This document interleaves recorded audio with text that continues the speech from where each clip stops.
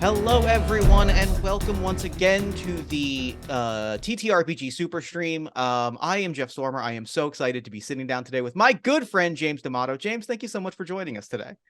Hello, heroes. And Jeff, thank you for having me. I could not legitimately be more excited. You were one of my favorite people to play games with. You were a dear friend, one of my favorite people in the world. I am so excited to be sitting down today. And I'm sitting excited to be sitting down today for a good cause. We are raising money for the Transgender Legal Defense and Education Fund. You can find donate links all around the screen in the chat. It is easy to figure out where you can donate. And I hope you do so. It is an important cause, especially at this moment in history, especially as a sign of support for our siblings in the trans community.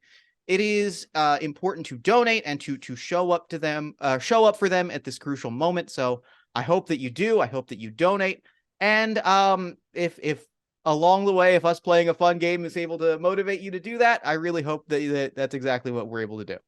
Folks, right now you are on the Brooklyn Bridge, and trans folks are Spider-Man out there battling for their lives against oppression and bad things. And you have the opportunity to be the New Yorker who says, if you mess with one of us, you mess with all of us.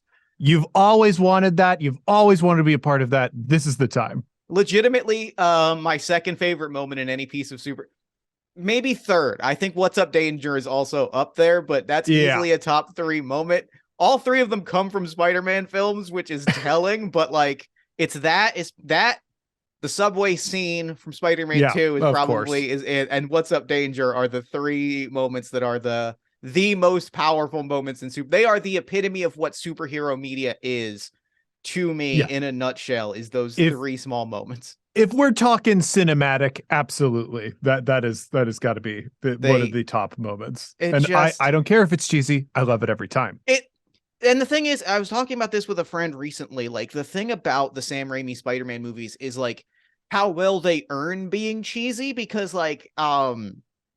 not to get all you couldn't make a movie like this anymore, but at the very least they don't make superhero movies that feel that earnest anymore.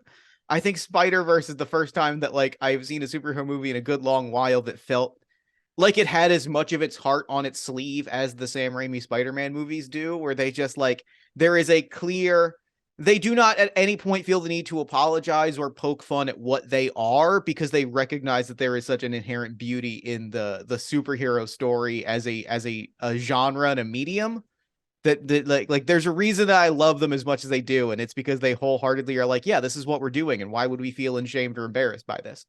And I think it's so interesting with the Raimis too, because they are silly and fun. Like they Yeah, do poke fun 100%. at themselves and even I would argue the premise, but they do that in an earnest way. And that might be splitting hairs, but folks, it's an important hair. It's It's an as important hair important to as a split. tiny hair that would allow you to cling to a wall. Extremely important. I'm so glad that we're starting this off with this deep discussion about the things that we love about superhero movies, because we are about to tell our own convoluted superhero story, because we are playing a game of C Issue X by Chris Longhurst. I have here a deck of playing cards, and James, we're about to fuck up this deck of playing cards, and let me Hey, tell you, love to do it. it is a satisfying feeling to take a deck of playing cards and just permanently deface them in a way that is very exciting to me. Come at us, Bicycle Corporation. Damn right. Um, so what we are going to do fundamentally is C Issue X is a game of superhero comic book continuity, most especially. We are going to beat for beat tell some arcs of a superhero comic. And as we do that, we are going to mark down mementos of that arc, of those key moments, the characters, the settings, the powers, the superhero-y stuff. We are going to mark those onto our deck of playing cards. We are going to then shuffle those cards back into the deck. And as we play out further arcs and further adventures, those cards are going to keep coming up. And when we draw a card that has some writing on it, that is when we are obligated to bring those elements back up again and again. So we're going to see the way that superhero continuity becomes an ever-evolving web of, well, actually, didn't we say this 14 issues ago? I don't fully remember what we said, but we have to address it in some capacity. That's great. I'm so excited. Now, James, we have an important question to answer between ourselves. Mm-hmm. This is the TTRPG Super stream. This is airing on June 12th, which is Superman Day. We have two options in front of us. There are two roads that we can take. I believe that you and I are both at least casual enjoyers of the character of Superman as created by Jerry Siegel and Joe Shuster. Is that correct? That would be an incredibly generous way of describing my feelings about Superman. Sure. Yeah, same. I think same. um, so I guess my question, James, is: do you want to tell an original superhero story today, or do you want to tell our own spin on a chapter in the life of Superman or someone in the Superman universe today through this game? Oh, buddy. That is a harder choice than I thought. It's been a long while since I have indulged in some good old-fashioned fan fiction. So that is tempting. I do like avoiding the temptation of being weighed down by existing continuity. I don't want this to be an exercise of us remembering weird Superman things. I mean, admittedly, if ever there was a game that would encourage us to remember weird the Superman things, it is a game that is explicitly a celebration of weird, convoluted continuity. Absolutely. That is true. That is very true. So, would you like to do an original character or a Superman character today? What is your where is your head at? Jeff, I want to gut check with you. Are you leaning in one direction or another? I genuinely I am truly a stalk of wheat in the wind here, James. Like I am truly being pulled so far in both directions because obviously creating original stories is joyful, and I will never turn down the opportunity in my life to get to play around in this a large elaborate superhero sandbox that I probably will never be allowed to formally play in. So truly, the short answer is no, and truly we could go in whichever direction strikes our immediate fancy in this moment. Then I suggest we turn to the cards. I Okay. suggest we draw a card. If it is a red card, that is obviously red for Superman. And if it is a black card, it is black for the potential of new words on a blank page. James, I've drawn the Jack of Diamonds. We're doing some Superman Doing fan fiction today, and folks. now the nice thing is that because the first arc that we are going to play through is an origin arc, this does mean that A, we are fairly continuity free, and B, we can choose to make this a new character within the Superman universe. We could choose to make this our own take, or the what James and Jeff consider important about the Superman origin story, origin arc. We kind of get to lay that out for ourselves at this moment. So that is the nice thing. We can kind of decide what direction we're going in as we draw through our cards. Okay. Oh, I'm so nervous. I'm so All nervous. right. But we've got the cards to guide us. We've got the cards to guide did not us. steer us wrong and will not steer us wrong. So here's how the game is going to work. The basic loop of play is that we are going to choose an arc. Each arc is split into parts. Each part will have us draw some number of cards, and we will assign those cards to questions. These are thematic statements that will guide us through the plot of a superhero comic book arc. As we draw cards, our cards may be marked or unmarked. A marked card has a reference to something on it, while an unmarked card does not. As we assign cards to statements, some of them will tell us to mark it. And as we do that, cards may come up again that have things written on them.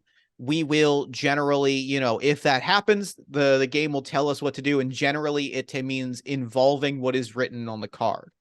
Each card has two slots on it. One is for a marking, which is to say a thematic element, and one is for a memory, which is a summary of a previous arc. So there are going to be, broader things like Last Son, Desperate Scientists, and then there will be more thematically deep card markings such as died, came back to life, still Superman. So that's kind of it in a nutshell. So really what we are going to do is we're going to draw some cards and we're going to get started with an origin story. So we are going to start out, James, by drawing 8 cards from our blank deck, 2 of each suit. So we're going to draw 2 spades, 2 hearts, 2 diamonds, and 2 clubs. And I'm going to put those in front of me right now. I'm going to keep drawing until I get the cards that I need. Makes sense. Here we go. That and that, and now the next, and with the diamond, our dear friend, the Jack of Diamonds, has reemerged. So here's our cards, James. Here's our spread, and we're That going happened so to. fast. I'm doing that as an edit point so that we could just cut right to it. We'll see if I edit that out or not. I haven't decided Faster yet. than a speeding bullet, Jeff. The day is young. Here are our cards that we've got in front of us. We've got the 5 of Hearts, the Queen of Hearts, the 2 of Spades, the 4 of Spades, the Jack of Diamonds, the 8 of Diamonds, and the Ace and 3 of Clubs. So we are going to shuffle these. Actually, we're not going to shuffle these. We are going to immediately assign one card of each suit to a statement. Now, our suits have specific meanings. Spades are superhero stuff. They are superpowers. They are larger than life events. They are the things that make superhero comics. Mm-hmm. Our hearts are important people. Those are friends, enemies, loved ones. Anyone that is in our hero gets a heart card. Our diamonds are things. They are ideals. They are the concepts, the core themes of our superhero comic. And clubs are places. They are the locations, the set pieces that are going to be very important to our character. James, which of our 4 suits would you like to assign first? Which of the 4 big suit types speaks to you the most that you want to get into immediately? I think if we're working top down like this and we don't know what we're doing yet, themes are probably pretty key. Okay. So the theme, the card that we are going to mark, and we can decide which of our 2 cards we wish to mark, are our diamond for our origin story is this ideal gives you strength when things are bad. We're going to mark the card with a principle that we believe in and describe how we came to learn this ideal. Okay. So what is in your brain in a Superman universe story, what is the ideal that we really want to make the bedrock of our character's ideology? Well, there was a emotional Twitter thread that I made the other day, and Twitter saw fit only to post the first tweet of it, and therefore I was forced to scrap it. Where I talked about Superman and kind of what I like about the character. And the most important, in my opinion, Superman nickname is the Man of Tomorrow. Sure. And the idea that Superman as a figure is there to inspire people to what they truly are. Because it reinforces that humanity is the thing that created Superman, because the Kents were kind to him when they discovered him. So I think it's that people are fundamentally good, or people fundamentally have goodness in them. I'm going to take our Jack. I'm going to take our Jack of Diamonds. And now we get to start ruining cards. And this is legitimately my favorite part of the game, is just messing with objects. I'm going to take some white out. And I'm just going to really white the hell, just blank out this Jack's middle so that we have a nice writing space. What's also great, a game that pulls in arts and crafts. Arts and crafts are so much fun, and I'm so glad that there are games that involve it, and it makes me so happy. The thing that I don't love as much is that I am in an unventilated room messing with whiteout, and then I have this is gonna get pretty loopy and weird. Very true to Superman comics. A Superman comic book energy, if ever there was one, which is we start with big high ideals and things get a little loopy around the middle. I am just shaking this card out, and I'm going to write down. I'm going to write down exactly what you said. I'm going to write down people are fundamentally good. I'm going to grab this nice light Superman blue. I'm going to wait till this dries out a little further. While I wait for this card to dry out a little further, why don't I talk through our next card choice? This person is important to you. I have a specific person that I want to pull on, whether or not we are telling a story about specifically Superman. I think like if we are in the universe, if we are in the Superman family specifically, I think no matter where we find ourselves in that space, I think that all roads to an extent point to Lois Lane. Sure. I think is a fair assessment of Superman mythology, is that in a world of larger than life characters, in a world of huge battles, of earth-shattering consequences, a very ordinary human reporter who just did not stop chasing the story, is that her being so important is important to me. That's great. I love that, and I'm ready to back that up with everything that I've got. All right, I am writing on this card. People are basically good.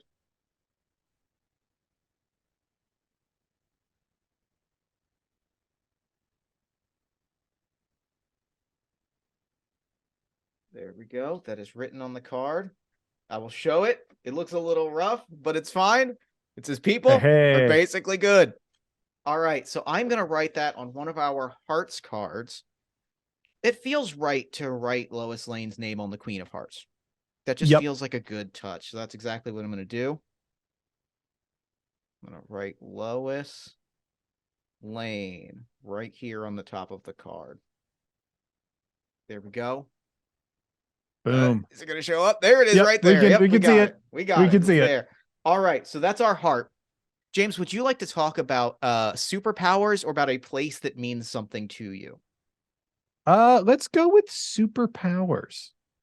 Let's All dive right right. in. I guess this brings us now to the big question of, is this a Superman story or a Superman adjacent story? And if it is a Superman story, what time period of Superman are we looking at? Yeah, gosh. Okay. So, I mean, the ingredients that we have right now, we could easily make this a Superman story, especially if Lois Lane is the Queen of Hearts. Yeah. We're at this point just doing Superman stuff.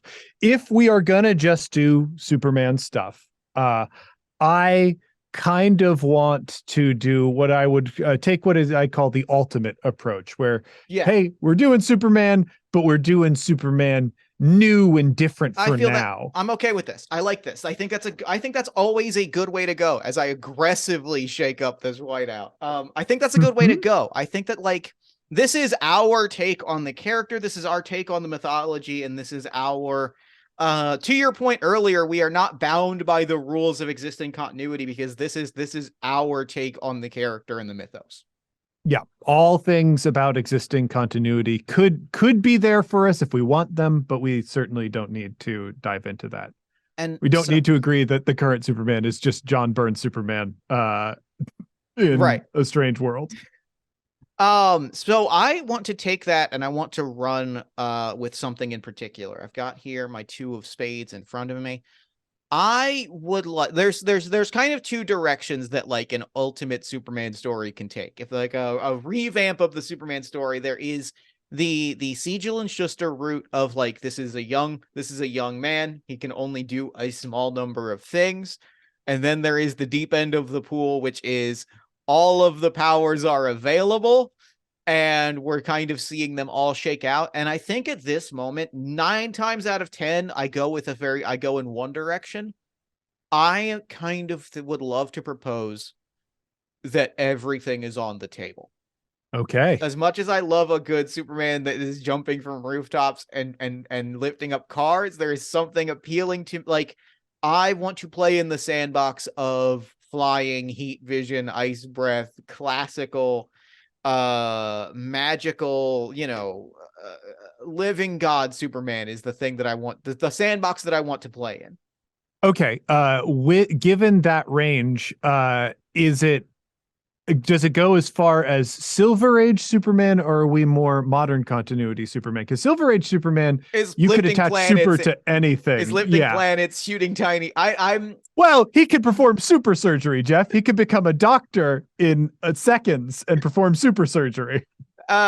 He did very canonically at one point develop the power to shoot tiny Supermen from his fingers, which is the best. I don't know if I want to go full Silver Age. Okay. I think is what I'm thinking. I'm picturing like a very kind of modern, the iconic stuff is how I is, and in fact, if I may propose that is what I'm gonna write on the card is just iconic Superman stuff. Love that. Love that. I'm writing it in this nice gold pen, not particularly visible on the page, but we'll make do. And I'm going to underline iconic. I'll show it to the camera, see if we can get it. There it is right there. You see it on the screen. Mm-hmm. We've got our fourth card. And now a place that is important to us.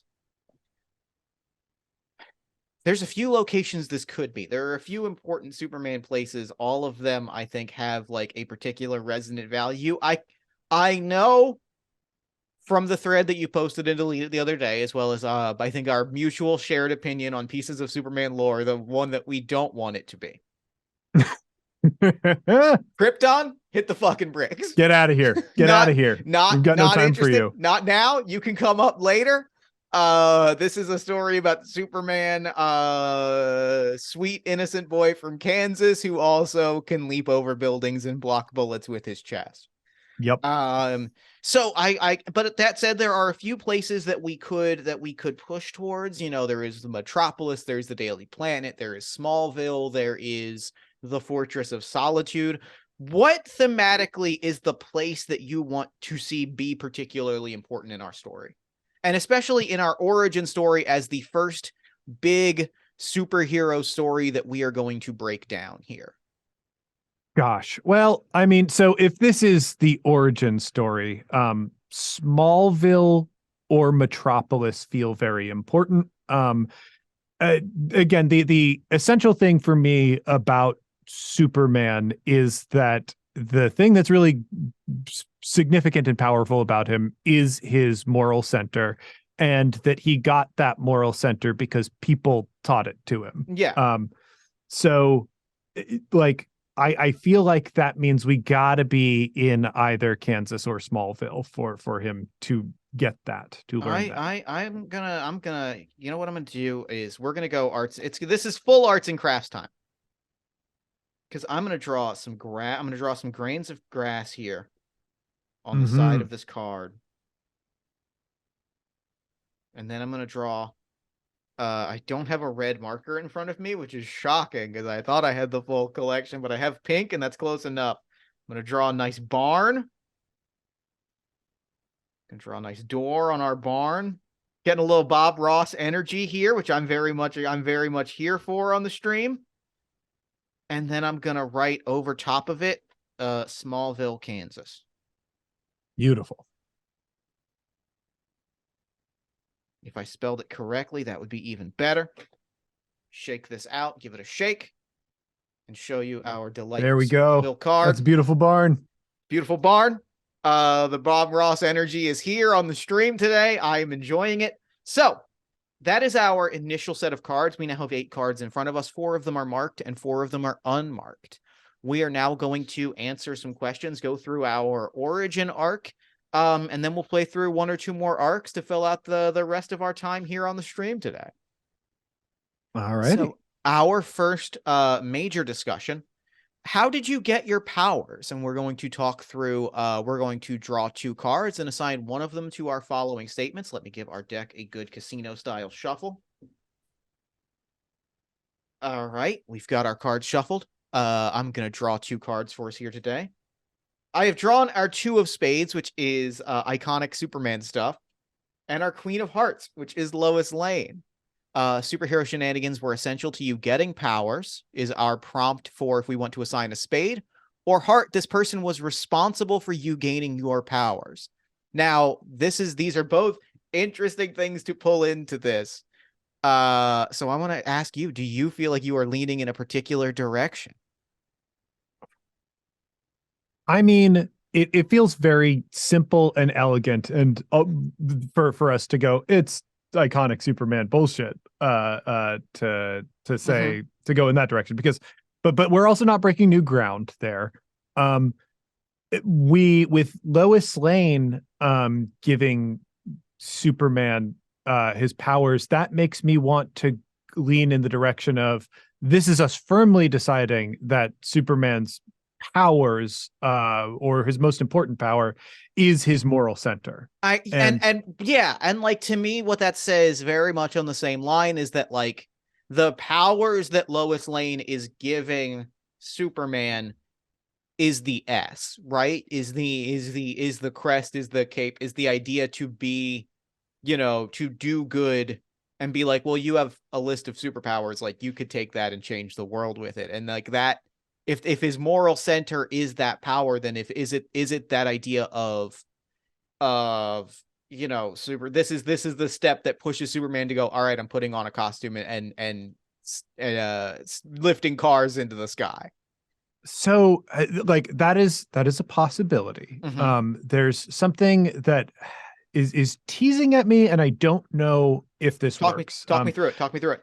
So a thing that I despise more than anything is including too much deconstruction in Superman's story. Obviously, you got to have new takes on Superman. You can't just keep doing the same things. Sure. But in deconstruction, people tend to lean into darkness and edginess, which is not helpful. It is the antithesis of Superman. I agree, 100%. However, this being a modern take on Superman, there are some real challenges that the historical character kind of presents that we have the opportunity to subvert here. Part of a thing that I am struggling with here is part of me wants to go, well, if we're saying that he gets his powers from Lois, and the power that we're identifying is his moral center, the suggestion could be is that the Kents, in finding him, or really whatever family that found him and raised him, didn't raise him to learn the important lessons that Superman needs to learn to be Superman, but rather that he discovered that through relationships that he found outside of his household. There is a wonderful Gwenda Bond young adult series of novels for Superman about Lois Lane, where Lois Lane meets Clark Kent through online chat rooms and they become friends. And the stories are really about Lois Lane. I love this. The idea, like, and I'm thinking specifically about like queer youth out there. Sure. I know that meeting people online and learning about their perspectives and whatnot helped me discover a lot of myself. Online friendships are incredibly important to me. The idea that Superman, could have been growing up with whatever constitutes normal Kansas values, which, have a lot of toxic America stuff tied up in them. The idea of those being challenged and subverted into something truly beautiful and something that could actually create Superman in an online friend context is compelling to me. And do you know what is like, this is me pulling in a personal note. Do you know what is like an especially difficult transition to make for like a young person? Especially one like growing up in like very specific, as somebody that grew up with a very like a very rural background. I grew up in a part of New Jersey that could charitably be described as out in the country. It was not until adulthood that I realized that farm fairs were not a thing that every town had. What I'm hearing, and like what something that you're kind of hitting at that like I think is especially compelling is the idea that like it is a very common impulse if you are a young person and you've grown up in a particular environment to just see that as your environment forever. Even if you happen to be a young person that can fly and lift cars, if you are a farmer's son, if you are the son of a farmer family, if your family farm goes back generations, you're most likely going to envision that your life is that of a farmer, that you are going to be a farmer as an adult, that your kids are going to be farmers, and that life is going to be your life. And if you happen to also be like a flying superhero, I kind of like the idea that Superman... This also allows us to bring in the idea that Superboy stories are a thing, which is like a particularly corny idea that I deeply love, is like the idea that Superman was a local small town hero, and that Lois's influence was, yeah, like do not ever forget where you came from, but you have the chance to change the world. You know what I mean? Yeah. It is the introduction of a life that Superman maybe just didn't imagine, not even in like a negative context, but in a very like, this is my life, this is my family. I was taught to be like a farmer's son, and I'm going to be a farmer's son. And then suddenly the like to be introduced to a life outside of that is like a very compelling thing, and probably a very difficult process of leaving home. I think so. I think like there are a lot of angles on that. There's the idea of like being in kind of a cloistered environment Mm-hmm. and being exposed to larger things. There's also the idea of maybe all the values that you grew up with are not necessarily all of the values you want to carry Yeah. forward into the world. And that for someone like Superman, that's a really important distinction, because Yeah. what he carries forward into the world is probably going to echo and reverberate a little bit. 100%. I think that feels fantastic. I really like that. Which brings us to our first arc. We are now going to take our other 6 cards that we have in front of us, and we are going to assign 4 of them to the following statements. A spade will become, this became a symbol of your involvement. The other spade is, you don't know it yet, but this is going to be an ongoing theme of your adventures. A heart is, this person was directly threatened by events, or this person was your direct opposition. Our diamond prompts are, ignoring or rejecting this threatened to bring down disaster, or this helped avoid disaster. And then our clubs are, the climactic showdown took place here, and this place suffered heavy damage. Our marked cards left on the table are, people are basically good, which is a diamond, and a club, which is Smallville. We also have one of each suit available to us that is unmarked. Is there a direction that you are feeling like you want to talk through before anything else? I am not sure. I'd almost shuffle what we have Let's do it. remained and Let's do it. I think draw. that's a good way to go. Our first card that we are going to talk through is the 3 of clubs. James, is this where the climactic showdown takes place, or a place that suffers heavy damage? I think place that suffers heavy damage. Oh. I kind of feel like the idea of Superman kind of growing up in a Smallville, and that Mm-hmm. Smallville being okay, but also not a place that can be returned to, is I interesting.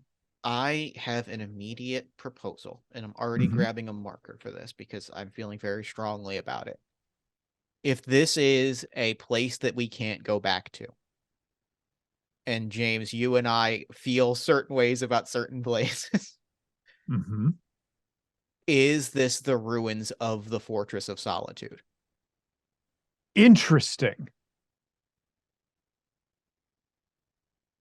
If Superman's first arc climaxes with a like climaxes in both the, or like involves both the establishment and the destruction of the Fortress of Solitude, or like of like as a symbol of, and like the card is going to be marked as the ruins of, so we can still Mhm. revisit it, but the idea that this is both a place that was built as, this is the shrine to like the legacy you had on another world, but also it is now the ruins of that space, in a place sense of like, you know, you can never go back to it, like that life that you have learned about like is no longer an option. How do Oh, you feel about that? okay. At first, I had a negative reaction because I do think the Fortress of Solitude is interesting, especially when you disconnect it from the idea of Krypton, Mm-hmm. where Sure. you create a space where Superman really wants to feel human, Mm-hmm. and goes about that in a strange way, is very cartoonish and funny to me. But what I mean in a, there's something that Superman can't return to. I think you touched on it, the idea that the Fortress of Solitude from another Superman world just exists in this Superman world, and That I that it is a ruined like. place. That means all of the nostalgia that we have wrapped up in Superman is like specifically not relevant here. Mhm. Mhm. Um, I think that's an interesting declaration for this new take to make. So I'm gonna write down and this is compelling to me because this raises a lot of questions that I have. And this takes things in a direction that I think is very compelling. If I write down the ruins of Earth, the ruins, this is going to be a lot of words, so I am breaking out our trusty whiteout because I think that I want to say that this is the ruins of Earth 2 Superman's Fortress of Solitude. And however we want to define if this is the Superman of another world, that this is a Fortress of Solitude of someone from another place in another time. Yeah. Yeah. How does that feel? How are we sitting with that? I am totally here for it. I really like the idea that yeah, it's just the ruins of a Superman's Fortress of Solitude. So that the legacy that this Superman has to contend with and carry is not left over from Krypton, but rather left over from all other Superman nonsense. Is That interesting. ribs. That does genuinely like what a compelling angle immediately is that like and so I guess the big question that I maybe will get to, I think the big question in the air that we should sit with as we draw our next card and as I continue to mark the hell out of this 3 of clubs. Was this let's see, what is that? I lost the questions. I think that what it is essentially the big question in the air was this a Superman that appeared on this earth and did our like Superman know of his whole deal when another Superman emerged? How much of this was informed by the appearance of another Superman? I I would I think I'm gonna say that no, this isn't informed by another Superman existing here. I kind of feel like this Superman goes to the Fortress of Solitude Mm-hmm. and learns by bits and pieces or what remains the legacy of another Superman. Like Oh, okay. Yeah, learns the yeah. idea of Superman. The same idea as like there's a Superman story where a stack of Superman comic books appear and he has to work out like, should I emulate this? Like it clearly ended in some kind of disaster, but like there's value here. And so it's really just what does this character think about it? And possibly, what does Lois Lane think about it if she is an important keystone into forming that moral center for Superman? Like them sorting through all of that, they gotta like he has to decide like this is an option that I have of being this hero. I like um that. I really like that. I've written on it. The remains are the ruins of Earth 2 Superman's Fortress of Solitude. This is mhm. fun with the visual. This is fun on a stream because I get to show off the cards as they are created, and that is fun to me. Our next card, this is interesting. Our next card is the 5 of Hearts. Is this our direct opposition? Is this person directly threatened by events?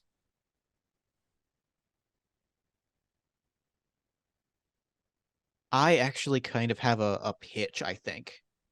Go for it.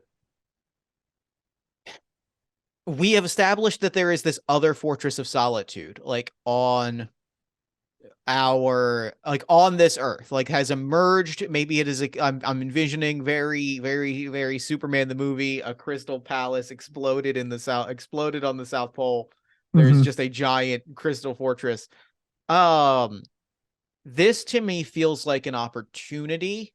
First off, the Spider-Verse vibes are immediate, and I'm excited about this. Secondly, the thing that excites me about this is the very real possibility who is going to be the first person that is going to like put pedal to the metal and be like, well, I got to get some people down there. Aliens just emerged. I got to get some folks down there to investigate this.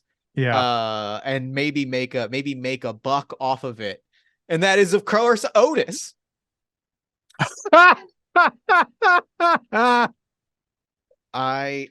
What color? What is the Lex Luthor of colors? Is it gold? Is it You mean silver? Lex Luthor? It's purple and green. What he You're makes his armor? you're right. Thank you. The classic villain colors. James, I appreciate the call in. I needed to be called in this moment. I appreciate this. Jeffrey. I look. You know what? We should be taking this to. We should be acknowledging. As Superman is, we are all human. We are all That's prone to that, prone to moments of weakness, and that is the lesson that we should be taking from Superman here today. All right, I am waiting out this. I'm waiting out this card. I'm gonna shake it dry. Yeah, I think that because that also means that like this first arc is very driven by Superman learning about himself, learning about what it means, about like what he could be doing with his powers, sort of going from like a locally famous morning TV public access celebrity to being somebody that can change the world on the global stage. As that happens, a gigantic cluster of crystals emerges on the South Pole, and the world's wealthiest man, Lex Luthor, starts kind of like strip mining it, for lack of a better way to put it. And that kind of pushes us towards like the first Lex Superman conflict of like, you cannot take this. You are going to use it poorly, and B, other people need, or like P, like it is key to understanding what has brought, or what Clark's role in this world can be. Yeah. There's an interesting like billionaire being appropriative hook to that. Also, you know, the villain like just seeing something that is interesting, wondrous, and beautiful, and immediately being like, how do we profit off of this? How do we Right. turn this into profit? Here's our Lex Luthor card. Mm-hmm. Our next card is the Four of Spades. Our Four of Spades. Would you like to talk through a symbol of Superman's involvement or a theme of Superman's adventures? A theme in the literary sense is what is specified on something that we expect to see recur over and over again.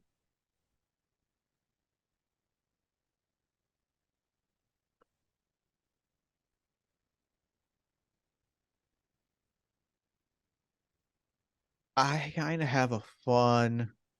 I mean, like I'm reading over the description of an unmarked card, and it makes me very extremely happy. And B, I think that this is an opportunity to push this in a real specific, like to really lean into the themes that we've been talking about. Sure. James, if unmarked, we are going to mark this card with our superhero symbol. Okay. That feels like a slam dunk to me. Yeah. All right. All right. And so like what I'm imagining, I kind of have a thought on maybe, and I'm going to throw this out and have you tell me how you want to iterate on it. Let's put a spin on it. As I almost get distracted by just lovingly drawing the Superman symbol. Legitimately, what I just do when I need to like doodle during a meeting. um what I'm thinking to really push like the themes that we've already laid out, and something that I think like I would love to make explicit. What if the sign of Superman's involvement is literally other heroes or other people doing Superman-y things? Ooh. I'm thinking specifically, I'm thinking about, he's not on a card yet, and maybe he's not like an established character yet, but like I'm thinking about John Henry Irons. I am thinking about, we could pull this in a direction of like I'm thinking about Bruce, I'm thinking about the Justice League. I am thinking about other characters like in the Superman orbit that become heroic because hey, there is this flying person acting as a symbol, and I am suddenly feeling like I could contribute and make the world a better place. Yeah. Yeah. I mean, I do think that is an essential thing for what we've already said we want for our Superman, right? Mm-hmm. We want it to be about people being basically good, and we want it to be about Superman inspiring the world around him to become a Yeah. better place. And so like the ripple effect of like seeing people take on their own Superman mantle is incredibly compelling to me. And here is my lovingly drawn Superman logo. I love it. It's great. I feel good about Perfect. it. Once I saw that was the prompt of like what we were going to put on the card, I was like, this is really the direction we kind of have to go in. All right. This is um putting us in an interesting place, especially with what we've identified as the origin of Superman stuff. And I just Mm-hmm. want this floating around in the ether as we consider Yeah. more of this. Um, because the origin of Superman here is comic book bullshit, and Yep. because Earth 2's Fortress of Solitude has just appeared, um, maybe this Superman really isn't from Krypton. Maybe he's just Mm-hmm. someone who happens to be named Clark Kent growing up in Smallville, Kansas. Um, Oh. yeah, an idea that like these ideas and concepts, like comic book bullshit, is what is like empowering them. Could be interesting. I don't know. I wow, yeah, okay. This has gone in a really interesting direction, and I'm gonna lead. Let's see what our next card is. See, now this is a good um this is our 8 of diamonds, Mhm. which means that our prompt is either ignoring or rejecting this threatened to bring down disaster, or that this helped avoid disaster as an instinct that saves the day, or like a lesson that was learned the hard way. Hmm. That is interesting with the question that you just raised. If we are leaning into the idea that this is not a full Kryptonian Superman and that this is a person, maybe even a person that has used what where my brain went from that is that like maybe this is a person that like Booster Gold's it a little bit in terms of Booster Gold having a bunch of random one-off powers or one-off gadgets that make it seem like he has a cohesive suite of superpowers. Maybe it is like a bunch of random crap from the Fortress of Solitude that like roughly simulates a Superman. Oh, interesting. Interesting. Because That that could. also means that like we have this idea of a Superman that hung out with the Legion of Superheroes and has a flight ring and like has all of these other things that like Superman as a person doesn't need, but a person named Clark Kent who is going to become Superman could really use. This is interesting. I think this moves things in a direction that was slightly different than what I meant. Oh, The please. the idea that this is a world that like suddenly has like crashing into it comic book bullshit. Mm-hmm. And so it's our world, and then suddenly comic book bullshit is there. And because there is a Clark Kent who is adopted by, parents growing up in Smallville, Kansas, um, he is going to, these powers become available to him. Oh, they wake. Okay, yeah. Oh, the So reality so reality changes by virtue of the intrusion of the multiverse. Sure. Yeah, yeah, exactly. And so like he's contending with the legacy of what Superman is supposed to be or has been on another world, and also the reality of his own world, right? Um, and like him stepping up and being like, no, it's right to fight for good things. It is right to be like a Superman. Mm-hmm. That somehow opening the door for things like the Justice League and whatnot, like that I kind of see as like a compelling doorway. I Like like that. I really like that. That's a because cool. in a world where people are fundamentally good, Jeff, what separates a harmful billionaire from being Batman? It's the desire to be Batman instead of to Right. just siphon off all of the world's resources for yourself. So I'm gonna grab this. I'm gonna grab this black Sharpie because I kind of have a pitch for something that threatens to bring down disaster. Mm-hmm. Um, I want to write down, and I'm gonna talk this through before I write something down. I want to say, leaning into this idea, both the weight of this legacy of all of this comic book bullshit that just intruded on the world. I think that like this is an instance where I think that pulling on maybe the instinct that like I Jeff am feeling is probably like a natural touch, which is there is an instinct to pull everything in immediately. Sure. And what I want to like write down is a lesson of like legacy takes time, is I think what I want to write down as the lesson, which is like the idea that the threat, the thing that threatens to bring down disaster is this idea of like, oh, I suddenly have these powers, I gotta go do this, right? It is that. Mm-hmm. And if we said that like Lois as a reporter named Lois Lane, who is suddenly like, oh, by the way, you've got superpowers, you should go be Superman. Like there is that impulse to then go, well, yeah, I guess I got to do all of the things right now. I guess I got to go to 100 at this very moment. If you don't do that, but like that's, you're going to get in over your head. Like our Superman is going to very possibly like get in over his head, almost lose the battle to Lex Luthor, like almost get defeated, almost like cost this world its Superman, because legacy takes time. It takes time to, you are not going to be, it is very much, I mentioned it earlier, but that's that Spider-Verse vibe of like you are not going to be the Spider-Man that has the Christmas album when you have just gained your powers. Like doing these Right. things takes time, and it takes time to know yourself and what you can do and how you can help the most people. I like that a lot. I might want to tweak the word Please, legacy. please. I don't know what word I want to exchange it with.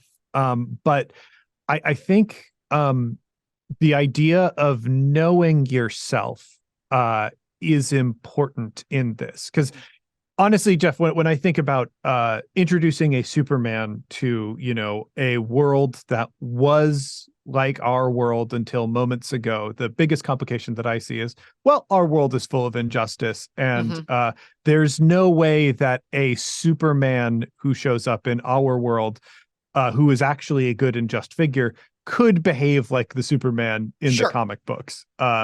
You can't you can't uphold the American empire as Superman. It just sure. doesn't It make doesn't work. sense. It doesn't work. And I could see like a young person having to face that because like you can't also just go around toppling you know governments and institutions right away either.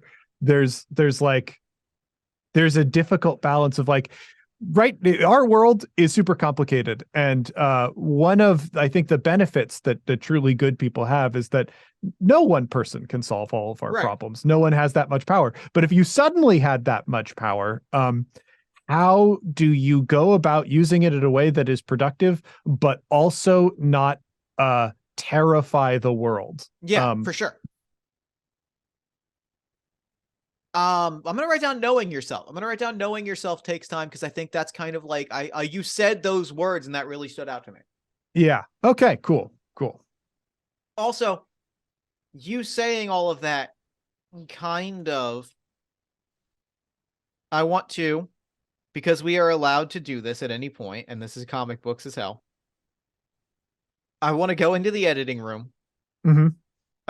so to speak, and I want to retcon. I want to already retcon a thing that we have said, because I think that as you were talking, something kind of like connected in my head of that theme, and like tying back into an earlier card draw. Knowing yourself takes time. There it is on the card. And that's going to end our first arc. Tying into that theme of Lois Lane as the origin point of Superman's powers. Mhm. What if, in addition to Lois Lane being like, you can go out into the, your world doesn't have to be limited to Smallville, your world doesn't have to be limited to a small town. I'm just gonna say it as bluntly and broadly as possible. What if she also radicalizes Superman? Yeah. Like, what if I she is very specifically like the leftist journalist that is like, hey, like, this is an unjust world, this is a world of inequality, and you want to go out and punch the world, that's great, but that ain't gonna make a difference unless you do big, less like you are part of a larger community doing systemic work to do good for a large number of people. Jeff, I have been grappling with that as well. And let me hit you with this, especially in light of what we just added. What if Lois Lane and Clark Kent are the same person? Okay, I'm listening. What if this is a trans Superman story? I love it. I'm in. That's great. I think through discovering themselves, they discover, well, I'm not Clark Kent from Kansas. I'm Lois Lane, star reporter for the Daily Planet. That is who I want to be. And in discovering that aspect of themselves, like, that is kind of driving the Superman stuff. Mm-hmm. Because like I think a Superman for our broken and scarred world would have to be a figure who is radical, and cares about the truth, in addition to like all the other things, caring about people and whatnot, that you might have learned growing up in Kansas. But like, learning, I think, that there was a Superman, but you are not Clark Kent, is like kind of a Mm-hmm. big thing. And that our super person might be a superwoman. I think Superwoman is good. I think Lois Lane Superwoman is a good direction for us to go in from here. I think that feels good. I really like that.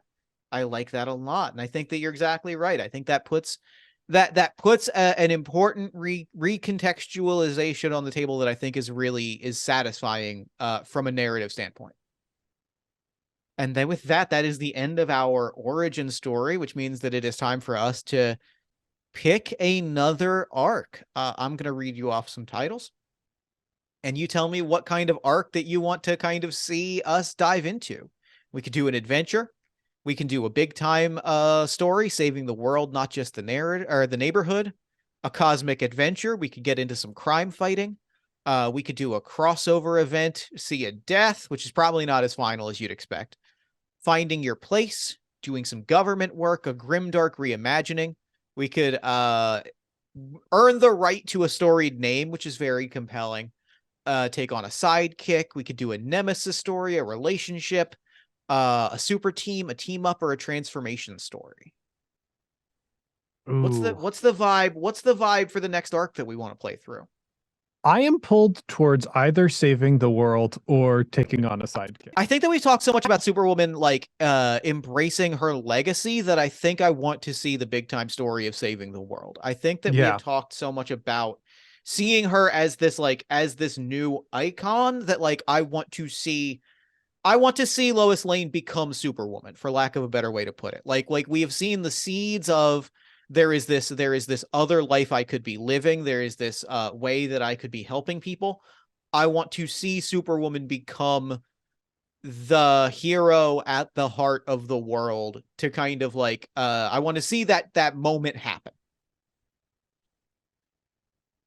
So we are doing the big time arc. So we are going to add to our deck 2 new spades cards for superhero-y bullshit.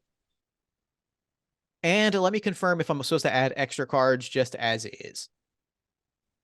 So we are going to add to our deck 2 new spades cards for superhero-y stuff. This is us escalating the story in a big way. I have got the 10 of spades and the jack of spades. These are in our deck. We begin with a day like any other. We're doing our hero thing. We come across something that hints at a larger problem. We're going to draw 2 cards and assign one or both of them to the following statements. Let me draw us a card. Because I like that way of doing it. I like drawing us a card and then forcing us to go with that option just because we've got the full deck, and let's take advantage of it. I have drawn... Ooh, this is spicy. This is our clubs. This is our ruins of the Fortress of Solitude. Okay. And you were here when it all started. So, what were we up to, and what was Superwoman's, what minor problem was Superwoman facing? What was she doing at the ruins of the Fortress of Solitude? Okay. So if I am to understand our continuity and timeline, Yes. She hasn't been there yet. Like, Lex Luthor has discovered that there's a crystal palace on the South Pole, and headed there.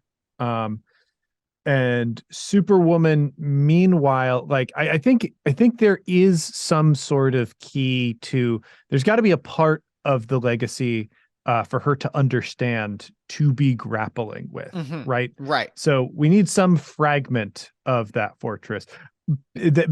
Perhaps that is a crystal falling from the sky into the cornfield that she goes out into. That feels great. And picks up. But like, yeah, I think this is the first time that she travels to the South Pole, that she decides that, like, I've got to travel to the South Pole. I really like that. Now, what I want to then add to that, because I think that there is a compelling moment before that. If we're imagining that we just wrapped our first arc, I think that, like, it makes sense to include in that a climax event. And what I want to propose immediately, because you got to end an arc with a big superhero battle, especially when your heroine is about to become, like, the hero that she's meant to be. Sure. What I want to throw out as the wrap up of our previous arc, before Superwoman is about to embark to the fortress for the first time. Lex has the arc ends with Lex weaponizing something. Right. Rolling out a piece of alien technology. We get a big elaborate superhero battle between Superwoman and, let's say, the Eradicator, because the Eradicator is a good evil robot Superman villain, and that's just a fun. He's got the big sunglasses, he shoots heat lasers, just a fun. He got the molten lava hands, just a fun gimmick. And I think that, like, I like the idea that she has this moment where she breaks this, like, mechanical representation of the Superman of another world on the route to becoming the hero that she's meant to be. That to me is very compelling. Yeah, I literally think the Eradicator was enforcing a kind of America first, like, it is, there maybe at a certain point there was a Superman in the news, but that Superman was, like, arresting poor people for crimes that they were forced to commit because they were poor. And Superwoman, after becoming radicalized, is like, I cannot allow this to continue to exist. Sure. That's great. Fucking go beats up the Eradicator. That's great. I like that. That rules. That's great. So she's at the Fortress of Solitude for the first time. And so the other card that I have drawn, now this actually works really well, because we're drawing 2 cards for this first set of prompts, and the other card I drew is also our other clubs card, which is Smallville, which means that this is also, if I may propose this is also like the first time that, you know, Superwoman, that Lois has really left her small town. Like we had said very Wow. specifically that one of the big moments of change in her life, one of the big changes in perspective was going like, I'm never going to leave this small town to I'm leaving it. Imagine leaving for the first time and going to the South Pole to visit the Crystal Palace of you from another dimension who was a world-changing superhero. Yeah, What a good call to absolutely. adventure that is.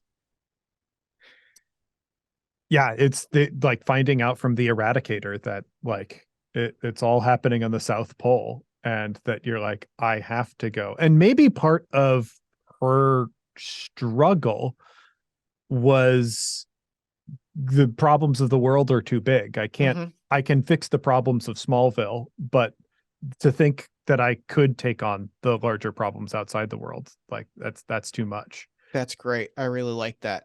So now we're going to draw two cards and assign one or both to following statement. I've drawn two spades cards. So both of our cards are one or both of our cards are going to be assigned to your powers told you there was something more going on here. What was it and what did you detect that didn't make sense? Mm,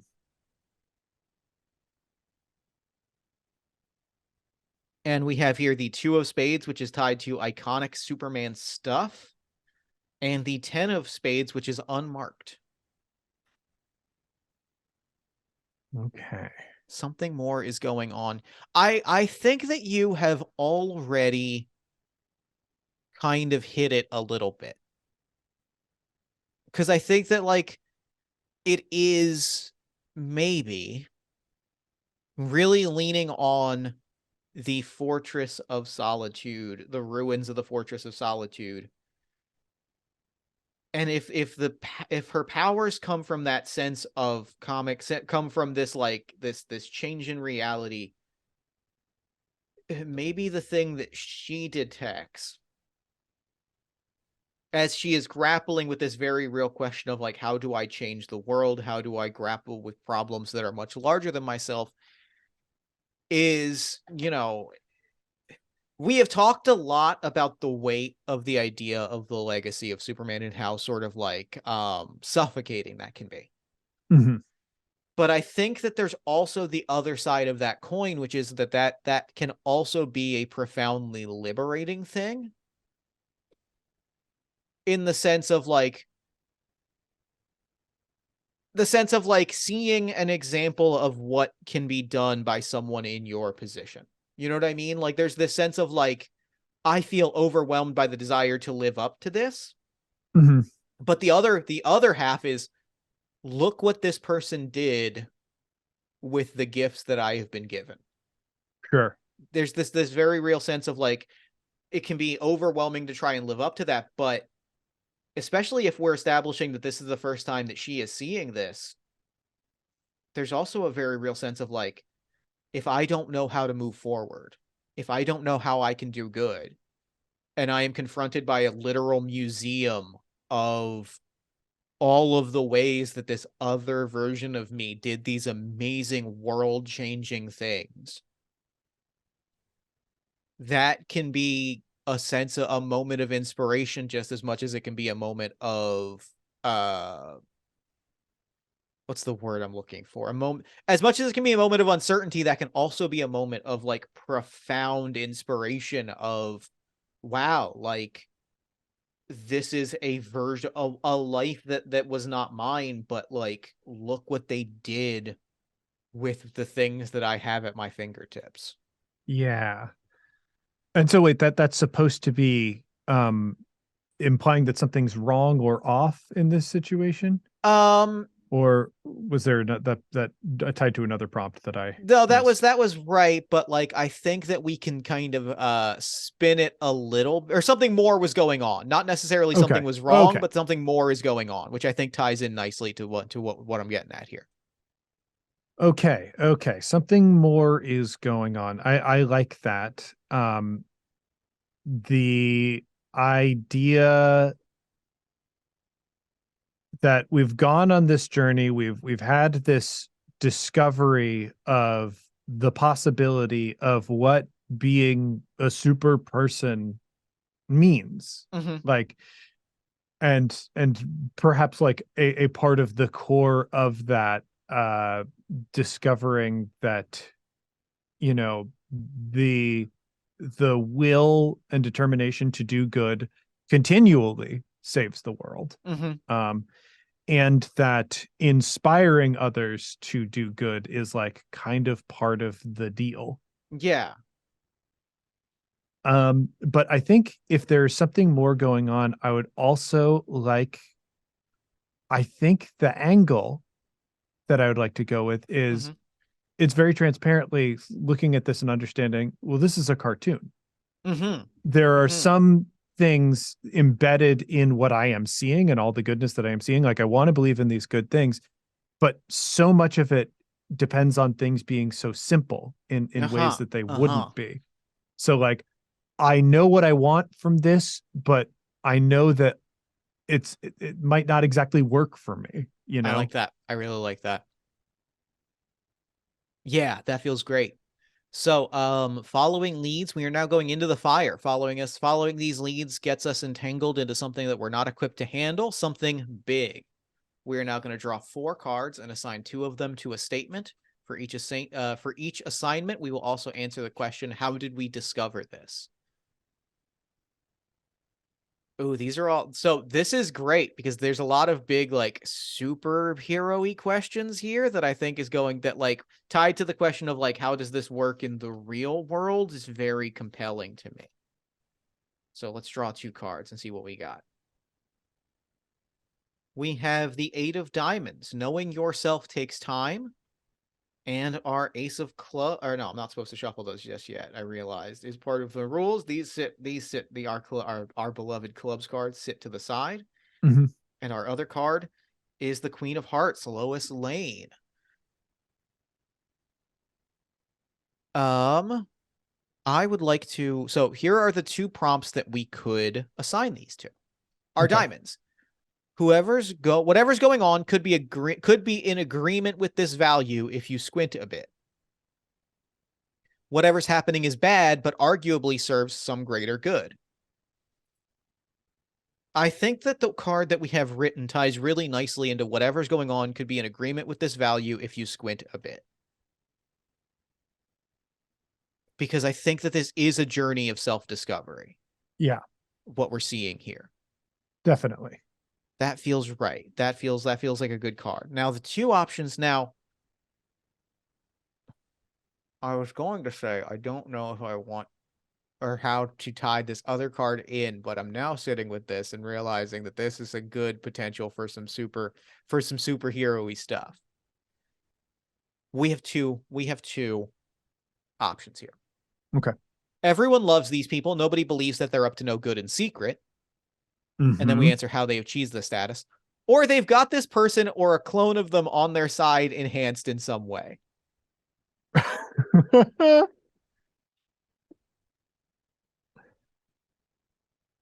I mean, option one. Immediately, clone Superwoman is very, very good. Is like very good. Lex Luthor immediately like gets his fancy toy broken Mm-hmm. and immediately goes, all right, grab me a hair sample. We're making a clone. I don't know. Fuck it. That feels intensely Lex Luthor. And also, like, that ties into the very real, like, broader real world, like, what that says to me if I'm pushing this even further. Because we're going big, because this is our big hero climax. Lex probably isn't the only person. Like, once Lex does that and starts the cloning process, Mm-hmm. Lex isn't going to be the only person making that move. Sure. There's going to be a lot of political, corporate factors that are like, I want my own super person. Like, I want this. Let me make my own super person. And so suddenly it's kind of a little bit of an Iron Man armor war situation of like, And that ties into that sense of like in a real world where, you know, empire and colonialism is a thing, like you are immediately like that is immediately confronted by like the very real ramifications of like what occurs when this type of thing appears in a world where these forces are so quick to militarize. So I want to run with this, but I think if I'm understanding our the duality of our prompts is Mm-hmm. almost looking and deciding on both, because Yeah. what we've established with our eradicator is that this is some piece of technology that Lex Luthor has unveiled as like the peacekeeping force that he personally is introducing to the world as a billionaire. Like Yes. an eradicator was a Superman-like figure who was supposed to stop crime, but obviously stopped crimes that are, you know, in support of capital Right. and didn't actually battle injustice. And so that's why Superwoman had to take him down. Yeah. So that does feel like it's very in line with everybody believes that these people are good, but cannot see the wrongdoing that they're doing behind the scenes. And that feels like that extends to political forces. That's the police. That's everything Yeah. Yeah. that Yeah. our radicalized Superman might see. Um, Rather than a clone of Superman, kind of what I would like to see about this is instead what we're trying to discuss about Superman's complicated legacy is that, and really Superman, the term, the word, Mm-hmm. um, Empire wants to wear the face of Superman, Yes. wants to convince people that the ultimate form of what they are doing is this invincible creature that can do no wrong, and that to oppose them is to impose this invincibility, and that good is defined through the actions of what they do, not not beholden to like any actual moral standard.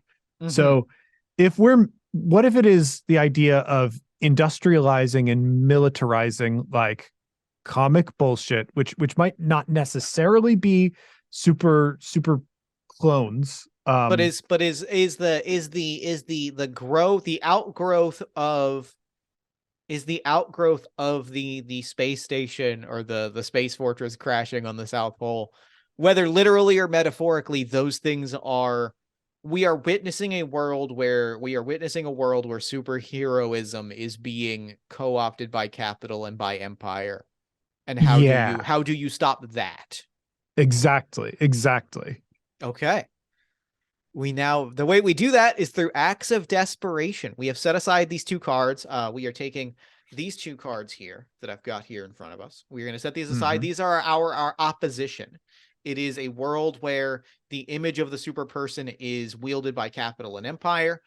It is a world where and it is the ethical question of or rather the it is both the ethical question for Superwoman of like, how do I grow into a person that can change the world in a world that is so morally complicated?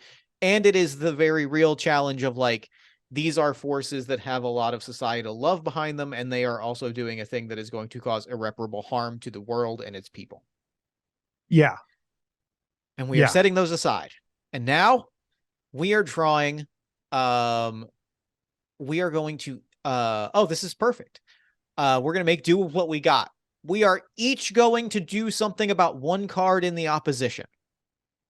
So there are two of us. We have two opposition cards. We are each going to tackle a piece of the opposition. Mm-hmm. And the way that we're going to do that is we're each going to choose the card that we want to tackle. We are going to draw two cards each, and then assign those cards to what the act of desperation is that involves tackling that piece of the opposition. Okay.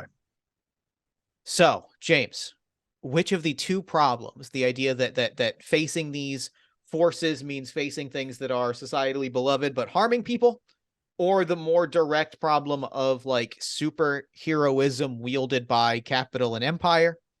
What are the two faces of opposition that you want to describe how Superwoman takes down? I mean, flip a coin there. I love fighting both of those. That So sounds great. I was gonna like try and do a thing, but there's no way that I wasn't gonna be able to count cards. But I realized I also do have dice, which means I guess technically we do get to roll a dice at least once on this segment. here we go. Highs are the Queen of Hearts, lows are the diamonds, the Eight of Diamonds. That is a 2. James, you are taking on the Eight of Diamonds. I'm moving this All in right. front of me, and I'm going to draw you 2 cards. Your 2 cards are the Jack of Diamonds. People are basically good, which means you tackle this problem with philosophy, reason, and or righteousness. Mm-hmm. And the other card is... Yep. Dropped it. All right. The 2 of Spades, iconic Superman stuff, which is you tackle this problem with your powers. And then there are some follow-up questions from there. Which of these 2 options do you want to run with? So which one is the 8 again? The 8 is the card has the value knowing yourself takes time, Mm-hmm. which means that this is what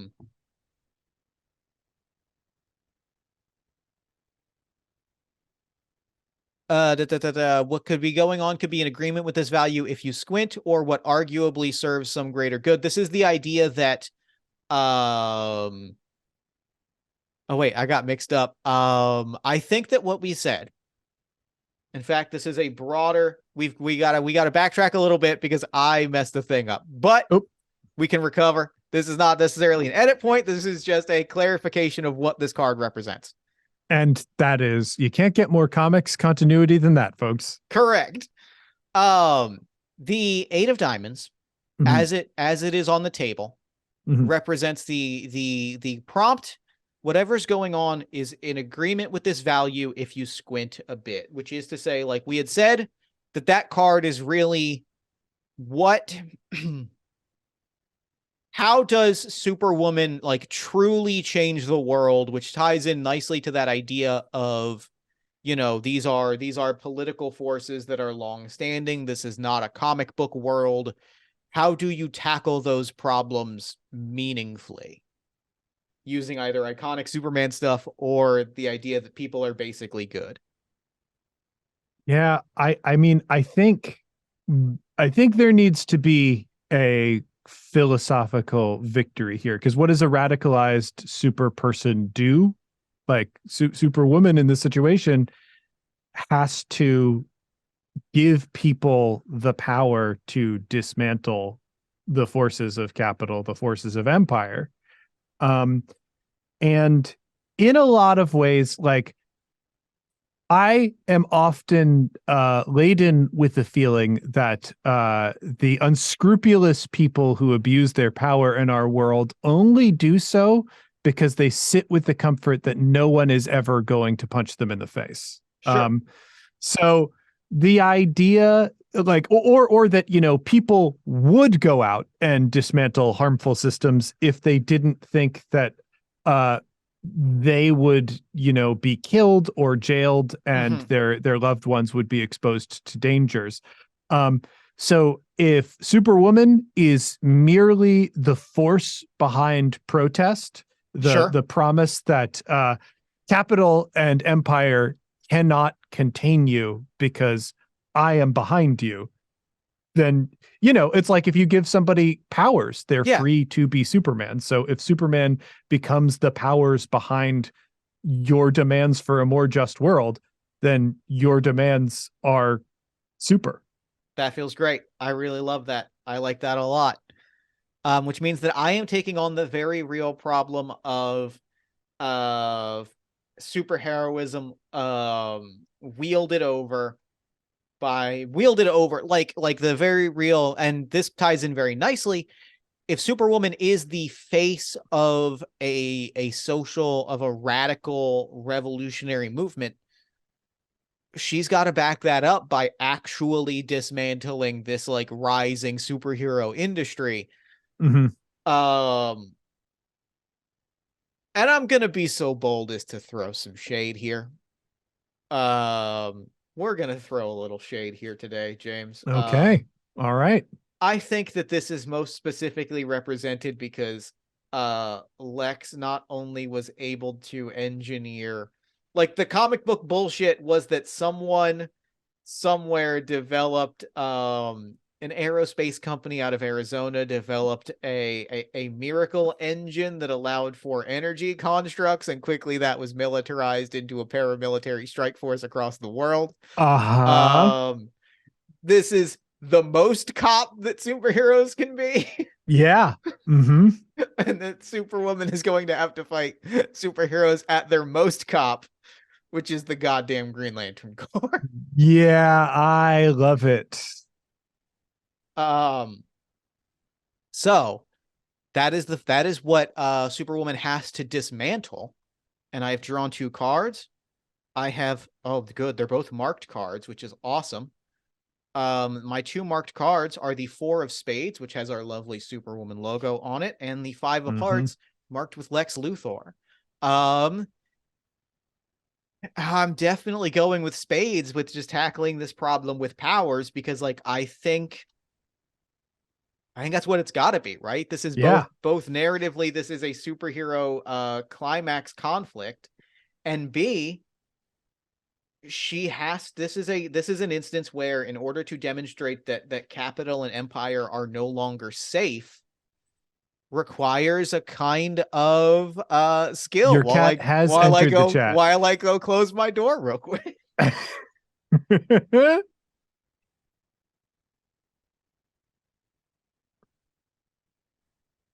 To establish the capital and empire are no longer safe requires, like, the tearing down of the machines of capital and empire. In this case, very literally, a superhero police corps that are powered by magical space or by magical energy rings. Mm-hmm. It is a gigantic, like, drag out battle that is the dismantling of this military engine, and then an addressing to the world of, like, of Carla Tortelli arriving, making herself very known. We love her a lot. Uh-huh. Of saying, like, this is your revolution now. Like, you are safe. The forces of the world that would oppress you are no longer safe. You are safe to demand the life that you deserve and the rights that you deserve and the world that you should be promised. You are safe to demand those things, because those that would oppress you are no longer safe to deny you it. Yeah. Which brings us to our final section, and probably the final section of the game, because this is a pretty good finale for the story that we're telling. Mm-hmm. It is now time for us to finish it. We are going to draw 4 cards and assign 2 of them to our statements. The 4 cards that we are drawing. The 4 cards are our Jack of... I have shuffled the deck because we ran out of cards. We have the Jack of Diamonds. People are basically good. We have our Ace of Clubs, which is Smallville. We have our 5 of Hearts, which is Luthor. And our unmarked 10 of Spades. Let's start. So we are going to assign 2 of these to statements. Why don't we start with our unmarked 10 of Spades, just so we can mark up another card? All right. Does Superwoman have to push her powers to new extremes to handle the scale of what she's doing? Or is she out of her depth, but something resonates with who she is? Oh, they both feel very close to what I would see as the problem that spins out of that arc of the narrative, which is, Superwoman can't be everywhere at once. So you'd have to push yourself beyond what is reasonable to try and achieve the ideal of I am the force that is behind your revolution. Or it's like, again, I am trying to tackle what is in reality an extremely complex problem with Through very punching. simple tools. Yeah. I have a big climactic. So hearing you say that, I have a very big proposal. As I already am applying my whiteout to this card. What if as the grand explosive finale to our story, what if she doesn't have to do it alone? There we go. Like, we have already stated that the nature of the comic book bullshit is going to echo out into the world at large. And much of the theme of this has been like, how do I, as a person, do this alone? How do I fight these forces as just one woman? How do I make this difference as one person trying to punch systematic injustice? And the answer is that you have a bunch of people that are dedicated to systemic justice. I dare say a whole league of them arriving on the scene all at the same time. Yeah, this perfectly fits in with, our belief that people are basically good, and the idea that there's this incursion of comic book bullshit that empowers people. Yeah. And like we get this idea that like, and I love the idea as much as I want to maybe there is a particular character spin that I think is really compelling here that ties into the idea that this is not inherently exposing the world to magical things that are out there, but rather changing people that are already in the world. Mm-hmm. If a young woman realizes that she is basically if there's a Percy Jackson situation where a young woman realizes that she was made of clay, that that she realizes that she is Wonder Woman and is not has not actually come from Themyscira, but like realizes that she has the blood of gods in her. That to me is sick. And the idea that like these characters, all of whom are like stepping up and taking up the mantle, and suddenly there is a whole group of characters standing together to fight for this and to fight for systemic change for the world at large, rather than just letting it all rest on one person's shoulders. Yeah, I think that is the direction that things have to go. That is our first of 2 cards. So now we have 3 cards in front of us. We can assign them as we choose. We have our diamond, which can be one of 2 statements. You could finish this easily if you would just let go of this principle, but you want. Oh, that's juicy. You're used to suffering in the pursuit of causes greater than yourself. This is nothing new. Which of these 2 themes is more important to you to tie into this final conflict as it relates to the idea that people are basically good?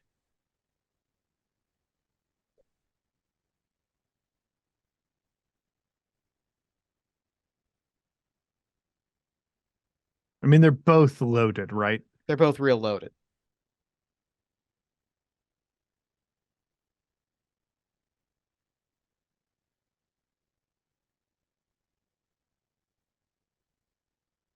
It can be both. I don't see what we're far enough in the game that I think it might just be both, because we've pretty much a lot of these have felt like they're both anyway, Yeah. I think we're standing at an interesting crossroads here with our revolutionary story. I mean, the problem with revolution is that the easy and fun part of revolution is tearing things down. And you do have to build something up in the absence, because bad forces love a power vacuum. Sure, absolutely. So like I can imagine a alternate universe Justice League dismantling a lot of the forces that are behind like terrible and oppressive things. Yeah. Or sending these institutions into free fall where they're like, okay, well, I guess we actually have to negotiate with with Superwoman and the Justice League. And this is where you come to, how is compromise involved in all of this? And like, I am somebody who wants to do good things and right now has the power to make people listen to me. But I'm not necessarily fit to lead the world. Right. Like, Yeah. so you're in a difficult place, and like I don't know if like that could be very tied to number one. And like obviously when I think about like a trans super person story, like Superwoman, I think in Kansas must have suffered to become Right. the person that she eventually became, and is definitely used to that. Um, and there's this issue like through self-discovery, like realizing that you are trans, like it liberates you in some way because it connects you to yourself. But because our world is so unjust, like it does kind of condemn you to an almost permanent suffering, Mm-hmm. because there's this veiled consciousness around all marginalized identities. Mm-hmm. Mm-hmm. Um,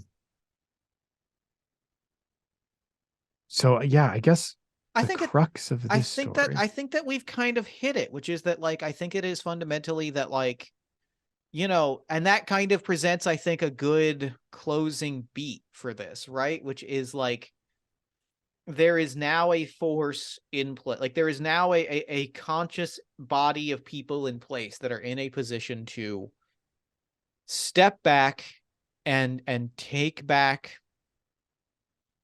or take away the power of capital and empire to impose this injustice on the world. Mm-hmm. They are in the position to tear the thing down. And I think that like the note to leave it on is like if I'm leaving the note anywhere, it is that like they are now faced with the much more challenging decision of how do you build the thing back up? How do you build the world back into a better place? And I think that the note that I want to end on, in terms of this revolutionary fantasy, in terms of this idea of like now begins the very difficult work as guided over by a group of ultimately benevolent people who are here to, you know, ensure that as many people as possible are helped in the new system. Mm-hmm. The one belief that drives the idea that things might move in a better place is the idea that people are basically People good. are basically good. Yep. If it is the if what we hold on to is that idea, then our Justice League as the facilitators of a world that allows the forces of harm to be dismantled, it might take a long time. It might be a long and difficult road, but those first steps are able to be taken, and we get to witness the dawning of something new in its place. And with that, I've put away our deck of cards, and that is game. All right. That ruled. A lot of fun. A lot of God damn, fun. I love this game so much. I love drawing things on decks of cards. I love describing superhero-y things. That went in directions that were so delightful. I am overjoyed at this. This rule. James, thank you so much for joining us on the super stream. This was the coolest experience, and I'm so happy about it. Jeff, thank you so much for having me. And audience, please, I hope you enjoyed this and support the cause that we are currently supporting through these streams. It's what brought us together. Mm-hmm. But that message at the center, people are basically good. You can be part of that movement in a small way. Absolutely. There are links all around the screen to donate to the Transgender Legal Defense and Education Fund. It is a very tangible way to make a difference in the ongoing battle for trans rights. And I hope that you donate. I hope that that this has inspired you to take some action. I'm feeling very good about this. We're gonna throw it over to a break, and Jeff, in the future, will be back shortly to talk about whatever he's got to talk about in the future. But for now, James, thank you so much for playing, and I guess we will throw it to break and say farewell for now. See you next time, heroes.